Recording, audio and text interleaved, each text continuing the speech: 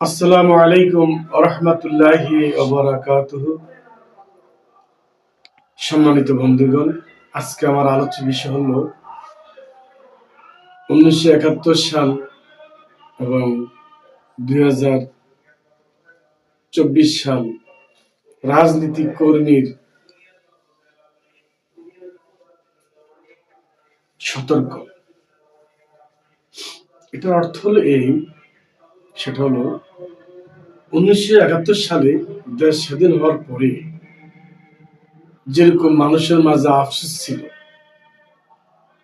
দেশ স্বাধীন হওয়ার 3 মাস পর থেকেই কিন্তু শুরু হয়ে গেছে যে আমরা কি জন্য করলাম, আমরা যে আমাদের কাঙ্ক্ষিত পথে যাচ্ছি না, কাঙ্ক্ষিত অর্জন হয়নি। ঠিক তেমনি ভাবে 24 সালে এসেও সে একই রকম হাহাকার। 71 সাল থেকে আজ পর্যন্ত 24 সাল পর্যন্ত একই রকমই কথা, যে উদ্দেশ্যে 71 সে উদ্দেশ্যে বাস্তবায়ন নয়। এখন আবার সে একই কথা, যে উদ্দেশ্যে 5 আগস্ট 2024 সে আশা হয়নি, সেটা হয়নি।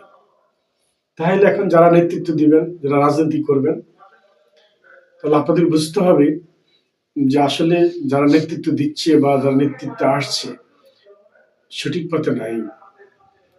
যে উদ্দেশ্য নিয়ে রাজনীতি করতেছে বা যে উদ্দেশ্যে মানুষের সেবা করার জন্য আসতেছে, কিন্তু এটার ভিতরে বিশাল সমস্যা। কারণ সংখ্যা যদি মানুষ খারাপ বেশি থাকে আর ভালো মানুষের সংখ্যা যদি কম থাকে, তাহলে ওটা ভোটও নেই, এটা সফলতা নেই। কারণ অতি খারাপের ভিড়ে সামান্য ভালোর কোনো মূল্য নেই, আবার অতি ভালোর মধ্যে সামান্য খারাপের মূল্য নেই। তেমনি ভাবে আমাদের দেশে যারা নেতৃত্ব দিয়ে আসতেছে অধিকাংশই সমস্যা, আর অনেকে আছে আলহামদুলিল্লাহ ভালো। আমার কথা হলো কর্মীর উপরে কথা। নেতৃত্ব দিবেন, কিন্তু সবাই নেতা হয় না।